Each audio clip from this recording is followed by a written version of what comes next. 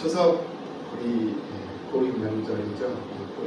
면접 고유 명절인 추석을 이제 며칠 앞두고 맞이하는 그런 주일입니다.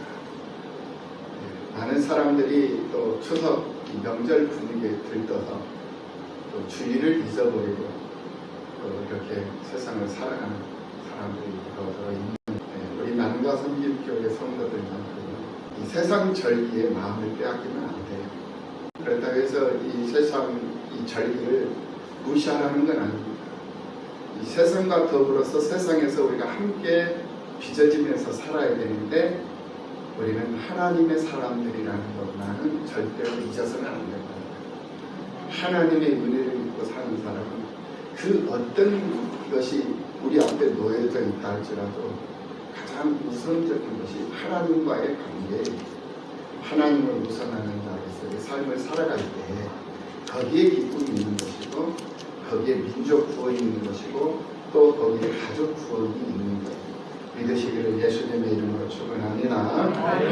이렇듯 추석이라는 이 명절은 보복백과가 풍성한 그러한 절기요 그런 명절입니다. 모든 것이 풍족하여서 그리고 그것을 거둬들이고 그래서 저장할 수 있는 것이 얼마나 기쁘고 감사할 일이겠습니까? 그런데 이 풍요로움이 이런 풍요로움이 어떻게 해서 우리에게 주어졌는가 이것을 알아야 돼요. 어떻게 이 풍요로움이 가능했는가 이것을 우리가 알면서 세상을 살아야 된다는 것. 그것은 바로 예수 그리스도께서 이 땅에 오심으로써 우리에게 주어진 이 넉넉함과 풍요로움이 시작되었다라는 거예요. 믿으시기를 예수님의 이름으로 축복합니다. 그래서 성경에서 가장 큰 예언과 이 사건은 예수님의 탄생입니다. 예수님의 탄생 그리고 예수님의 부활하심 그리고 예수님의 다시 오심 이것이 바로 성경에서 가장 큰 예언과 사건인 것입니다. 예수님이 이 땅 위에 만왕의 왕으로 오셨던 것처럼 앞으로 다시 오실 예수님도 분명히 만왕의 왕으로서 심판하실 심판의 주로 다시 오실 것이다라는 사실 여러분들 다 믿어지시지요? 그때까지 하나님께서 주신 믿음 굳게 붙잡고 승리하는 우리 모두가 다 배워야 할 줄로 믿습니다. 예수님이 탄생하실 당시에 처음으로 예수님을 영접했던 사람들이 어떻게 예수님을 영접했는가 이것은 매우 중요한 신앙 자료가 되기 때문에 오늘 이 시간 여러분들과 함께 예수님을 영접한 사람들이라는 그런 주제로 은혜를 나누고자 하는 것입니다. 이 땅에서 처음에 예수님이 이 땅에 오실 때 예수님을 영접한 사람들이 있었어요. 그랬듯이 예수님이 다시 오실 때도 그 예수님을 영접할 수 있는 그러한 사람들이 분명히 있게 되어져 있는데 그 영접할 수 있는 사람들이 누구여야 되겠느냐? 바로 오늘 우리들이어야 한다라는 거예요. 그래서 오늘 본문에서 예수님을 영접한 사람들이 5부류로 이렇게 구분해서 이렇게 나오는 것을 볼 수가 있습니다. 첫 번째로 이 동정녀 마리아를 우리가 볼 수가 있습니다. 이 동정녀 마리아는 당대 모든 여성들 중에 가장 정결한 여성이었어요. 그리고 그 당시의 모든 여성들 중에 가장 믿음이 신실하고 정결한 그러한 신앙이 좋은 아주 좋은 그런 여성이었습니다. 그래서 가브리엘 천사가 그에게 나타나서 은혜를 받은 자여라고 말을 했던 거예요. 은혜를 받은 자에게 하나님은 찾아가셔요. 은혜를 받은 자에게 찾아갑니다. 여러분들은 모두가 다 예수 그리스도의 은혜를 받으신 사람들인 줄로 믿습니다. 그러므로 여러분들의 삶 속에 예수님은 분명히 찾아가시는 줄로 믿습니다. 찾아가셔서 여러분들과 함께 하시는 거예요. 그런 여러분들의 삶 속에서 함께 하시는 예수님을 느낄 수 있는 믿음의 사람들이 되고 경험할 수 있는 그런 믿음의 사람으로 세상을 살아가는 그 사람들이 진짜 믿음의 사람들인 줄로 믿습니다. 마리아가 그랬어요. 그리고는 이 마리아에게 하나님이 아들을 낳게 될 것이다 라고 말씀을 합니다. 그 말을 들은 이 마리아는 황당하기 그지없죠. 네, 남자를 알지도 못하고 남자하고 손 한번 잡아본 적도 없고 또 자신은 아주 정결한 그런 믿음 좋은 그런 여성으로서 그런 처녀로서의 지금까지 삶을 살아왔는데 어느 날 갑자기 천사가 와서 아이를 낳을 것이라고 얘기를 하면 얼마나 참 당황스럽고 얼마나 참 황당한 일이겠습니까? 그래서 이 마리아는 그 천사에게 말을 합니다. 천사여 어찌하여 처녀가 아이를 낳을 수 있습니까? 라고 반문을 해요. 그러나 이 천사는 이 가브리엘 천사는 마리아에게 자초지종을 설명을 합니다. 그리고 난 다음에 하나님의 뜻을 이루기 위한 일이라면 그 어떤 일일지라도 아이를 낳겠다라고 하는 그러한 마리아의 결심을 우리는 보게 됩니다. 그래서 누가복음 1장 38절에서 말씀하시기를 이 마리아가 천사에게 말을 합니다. 뭐라고 얘기를 하느냐? 주의 계집종이오니 말씀대로 내게 이루어지이다 라고 얘기를 해요.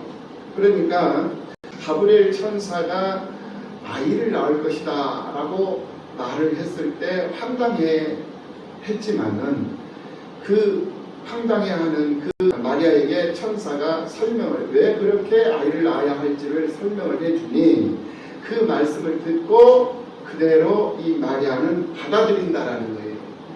받아들이고 주의 계집종이오니 나는 주의 종이다 이거예요. 나는 종이오니 주의 말씀대로 그대로 이루어지리다 라고 순종을 한다는 거예요.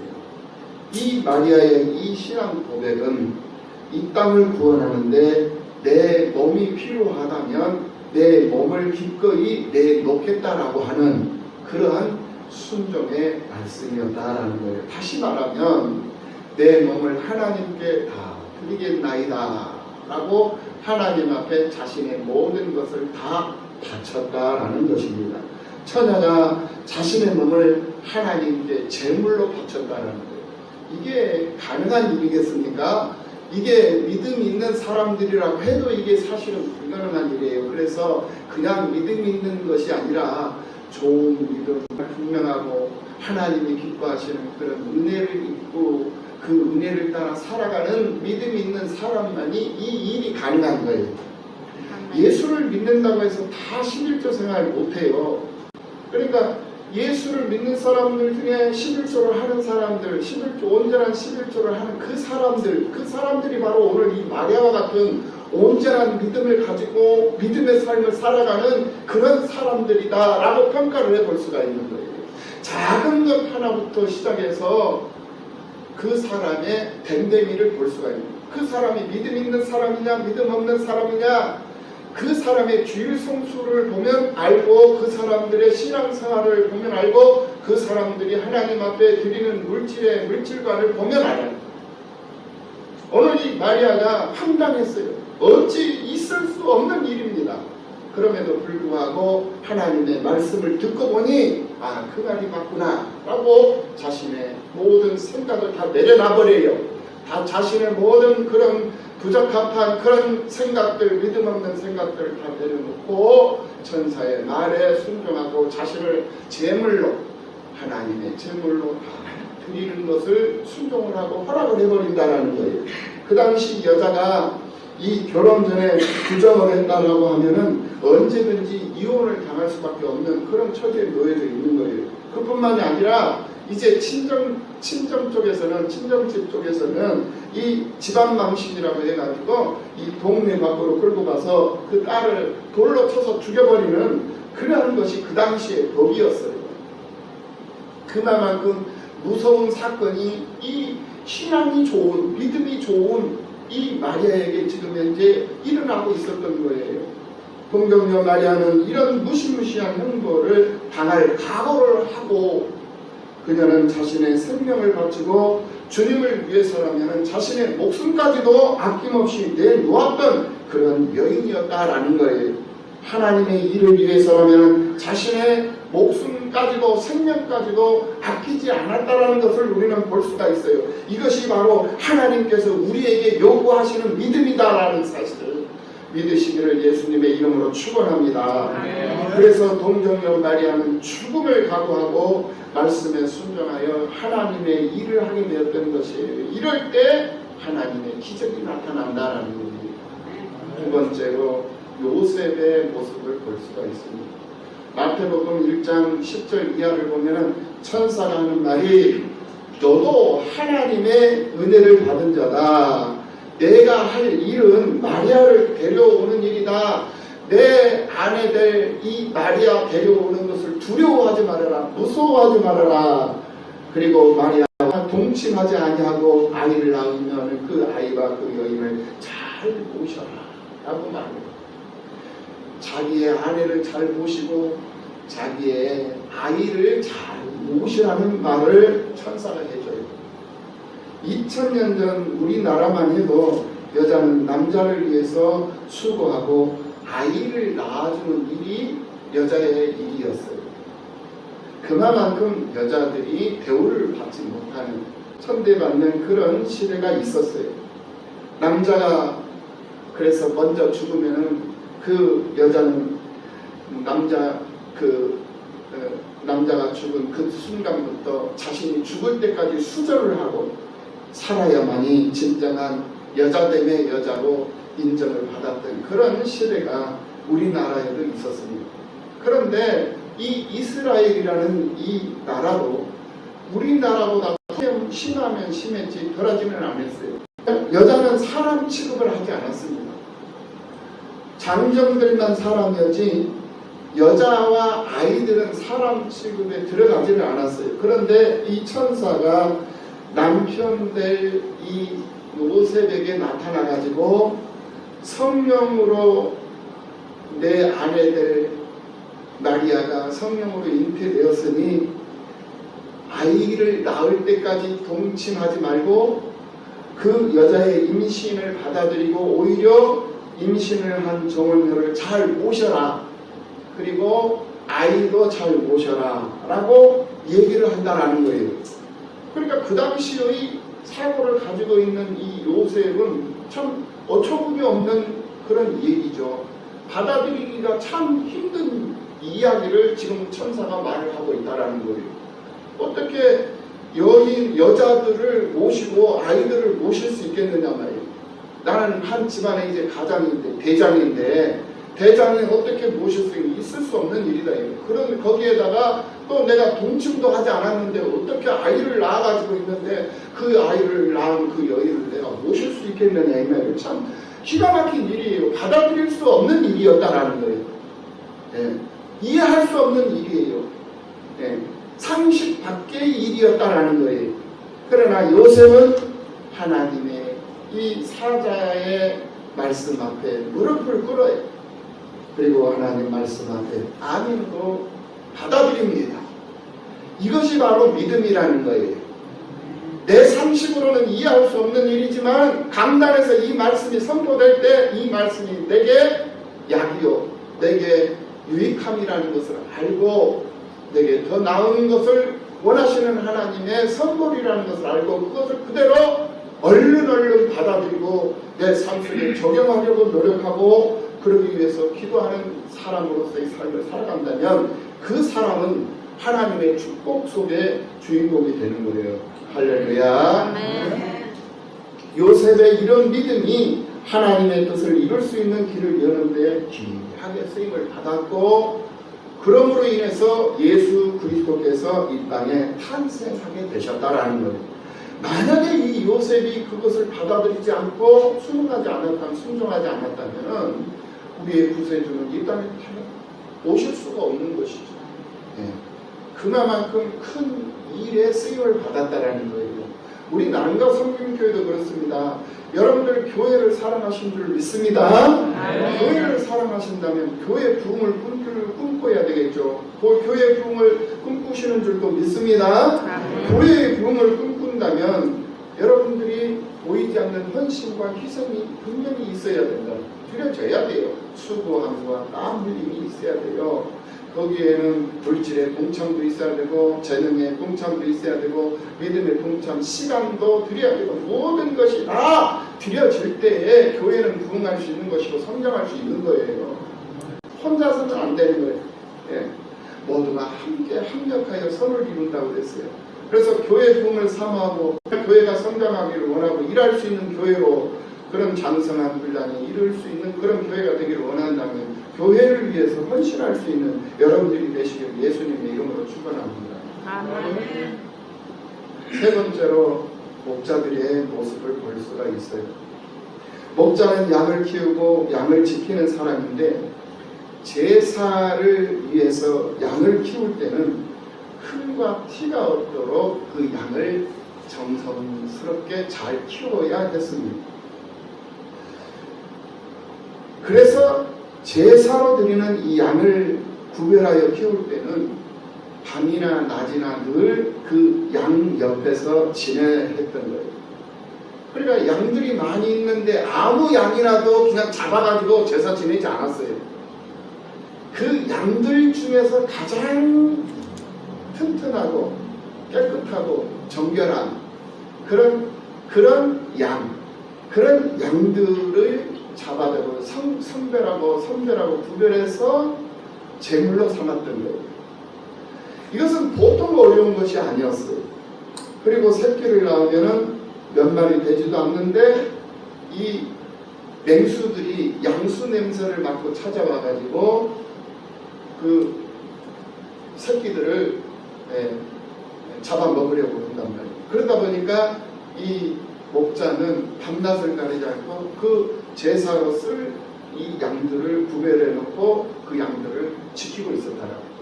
그래서 살아온 맹수들이 이 양수 냄새를 맡고 쳐들어오면 그 맹수들과 싸워서 자기 생명을 잃을 수도 있어요. 싸워서 그 제물로 바쳐질 양들을 지켜내야만 했던 거예요. 그만큼 목자들 또한 위험한 상황 속에 놓일 때가 많았었어요. 크고 작은 그런 일들이 많이 있었지만은 자신의 생명을 걸고 열심히 목장을 지켰던 사람들이 바로 이 목자들이었다라는 거예요. 그런 그들에게 천사가 나타나서 만왕의 왕으로 오실 예수님을 영접하라는 거예요. 다윗 왕도 어렸을 때 아버지가 맡긴 양을 열심히 돌봤습니다. 사자와 싸우고 사나운 맹수들과 싸우면서 목숨 걸고 열심히 자기에게 부여된 그런 소명을 잘 감당하면서 목장을 잘 갖고 왔었어요. 그 모습을 하나님께서 보시고 기뻐하셨던 거죠. 그 모습을 하나님이 보시고 인정을 했던 거예요. 그래서 다윗이 하나님 앞에 인정을 받음으로 이스라엘을 아예 통째로 하나님이 맡겨버리신 거예요. 연약한 다윗을 이스라엘의 왕이 되게 하시고, 그가 연약했기 때문에 하나님의 보호를 받을 수 있었던 것을 우리는 볼 수가 있습니다. 작은 직분이라도 하나님께서 주신 직분을 소중하게 생각하고 그 직분을 잘 감당할 수 있는 여러분들이 되시기를 예수님의 이름으로 축원합니다. 아멘. 하나님을 인정하고 힘을 다해 마음과 뜻을 다해 목숨 걸고 자기에게 주어진 직분을 잘 감당해내면서 열심을 품고 믿음으로 세상을 살아간다면 하나님이 인정을 해주신다. 하나님이 인정해 주시고 하나님이 함께 해주시면 그 성도의 삶은 형통할 수밖에 없는 거예요. 넉넉해질 수밖에 없고 풍요로울 수밖에 없다라는 거예요. 그리고 네 번째로 이 동방박사들을 볼 수가 있습니다.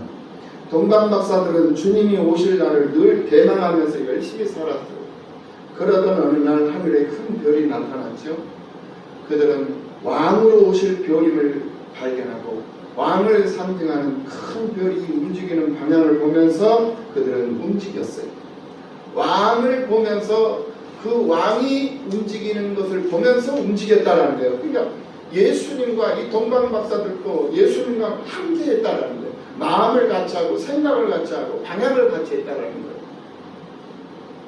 그리고 만왕의 왕 앞에 이르렀을 때 자신들이 준비한 보배합을 드렸어요. 그 보배합 속에는 황금과 유황과 물약이 있었죠. 황금은 왕을 의미한다고 했습니다. 그러니까 그것을 드렸다라는 것은 당신이 왕이십니다라는 말이에요. 그리고 유황을 드렸어요. 이 유황은 선지자를 의미한다고 했어요. 그래서 당신이 선지자 중에 선지자이십니다라는 말이에요. 그리고 몰약을 드렸다고 했어요. 몰약은 부패를 만들, 이거는 제사장을 의미합니다. 그래서 황금과 유황과 몰약이 들어있는 보배합을 예수님 앞에 드렸다는 것은 당신이 바로 왕 중의 왕이신 만왕의 왕이시요 선지자 중에 선지자이신 대선지자이시고 또 제사장 중에 제사장이신 대제사장이십니다 라는 신앙 고백이었다라는 거예요. 그래서 예수님이 구약의 약속대로 오신 메시아임을 동방에 있는 박사들, 다른 나라 사람들이에요.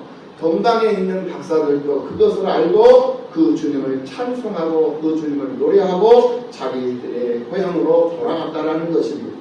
우리가 어떤 일을 하더라도 하나님의 뜻을 따라 하나님 말씀대로 살기만 하면은 가정에서도 직장에서도 사업장에서도 하나님이 친히 일하시고 역사를 하신다는 사실을 믿으시기를 예수님의 이름으로 축원합니다. 그렇게 역사를 하시는 이유가 뭐냐? 우리에게 찬송을 받으시기 위해서 그렇게 하신다는 거예요. 하나님이 내 삶 속에 깊이 개입하셔서 나를 위하여 수고하시고 헌신하신 이유가 뭐냐? 노래하게 하시려고, 즐거워하게 하시려고. 그래서 우리는 하나님을 노래하는 삶을 살아가는 것이고, 그래서 우리는 하나님을 즐거워하는 삶을 살아가는 거예요. 그것이 우리의 삶의 기본이에요. 기본. 예수를 믿는 믿음의 사람들의 기본이다라는 거예요.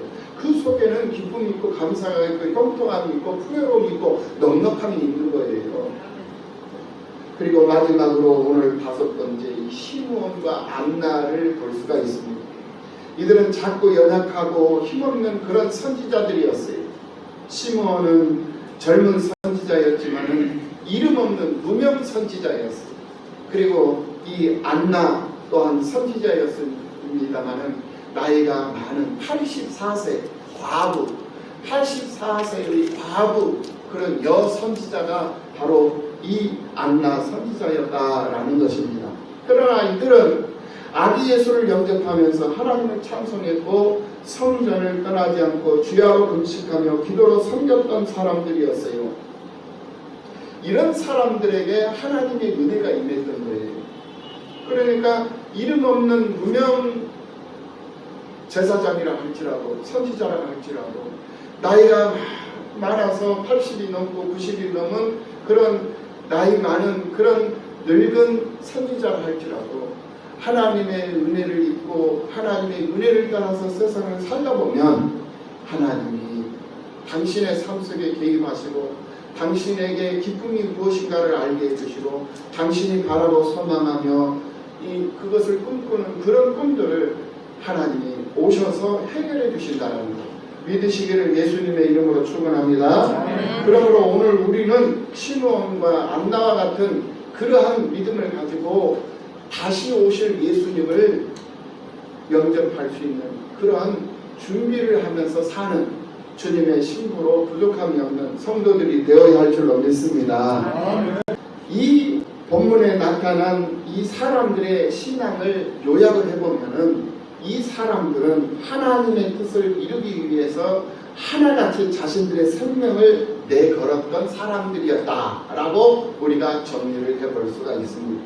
이들은 주님의 뜻을 이루는 일이라면 자신의 목숨까지도 자신의 생명까지도 모두 다 걸을 수 있었던 그런 사람들이었다라는 것. 하나님의 뜻을 이루고 하나님 나라의 확장을 위해서 그 땅 위에 교회를 세우고 복음이 전파되는 그런 일이라면은 자기의 목숨까지도 아끼지 않았던 그런 멋진 믿음의 사람들이었다라는 거예요. 이런 신앙을 가진 사람들이 이제 주님 다시 오실 때 영광의 주인공이 된다라는 거예요.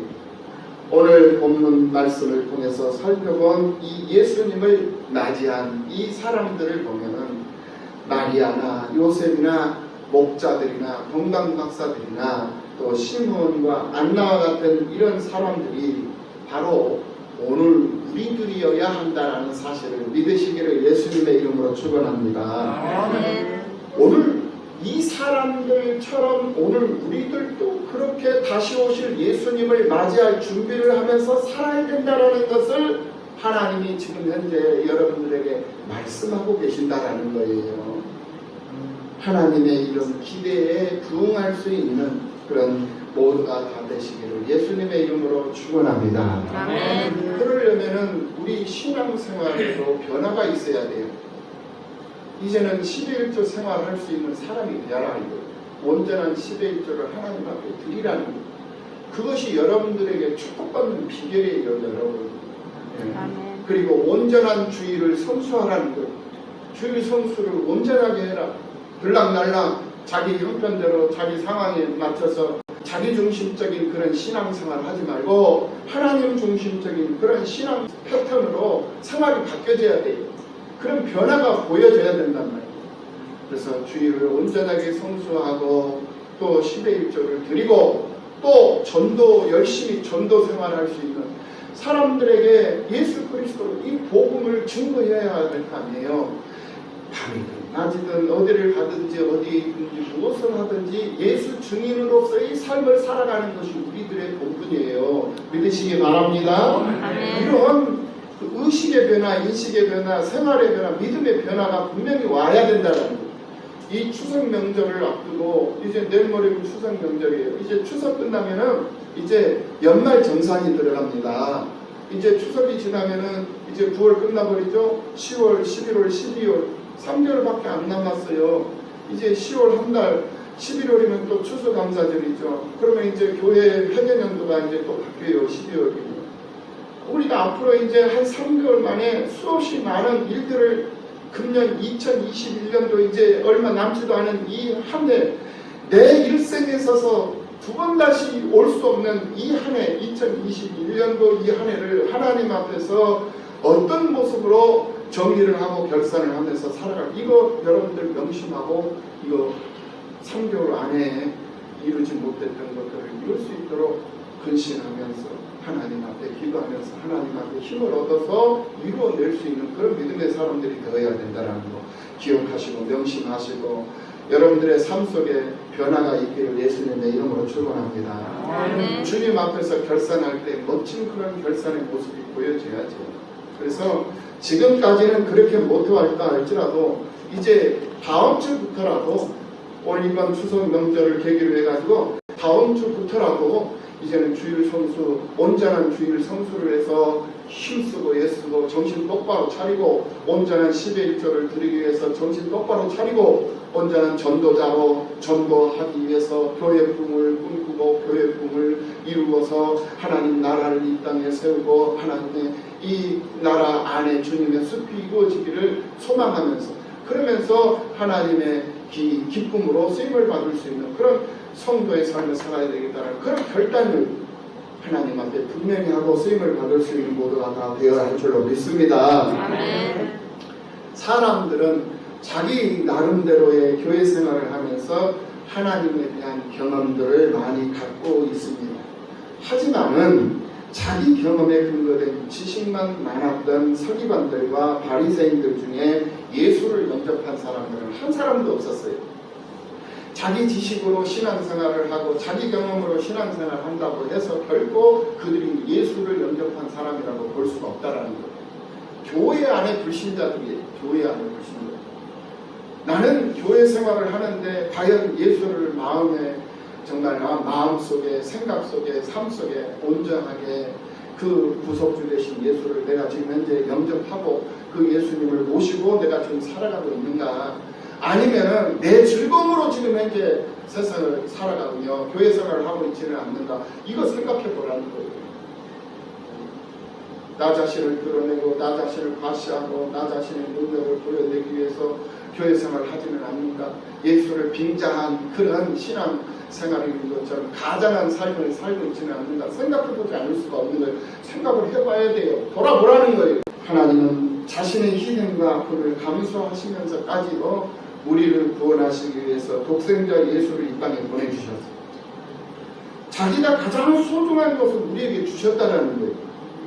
그렇다면 오늘 우리도 나 자신의 소중한 생명과 건강과 재능과 물질까지도 하나님 앞에 아낌없이 드릴 수 있는 그런 순교자적 신앙만이 교회를 세울 수 있고 생명을 살릴 수 있는 그런 사명자의 삶을 살아갈 수가 있는 것이고, 그런 삶을 살아갈 때에 복음은 전파되는 것이고 교회는 성장하고 하나님의 나라는 확장되고 또 주님의 숲은 많은 것을 담을 수 있는 숲으로 왕성해지고 울창해진다라는 거예요. 거기에 하나님의 기쁨이 있다라는 사실을 믿으시기를 예수님의 이름으로 축원합니다. 그리고 주님 다시 오실 때를 준비하는 지혜롭고 슬기로운 그런 성도들로 이 거듭나는 역사가 있어서 그 역사를 통해서 여러분들의 삶이 넉넉해지고 풍요로워지는 그런 기쁨이 넘치시기를 예수님의 이름으로 축원합니다. 기도하시겠습니다.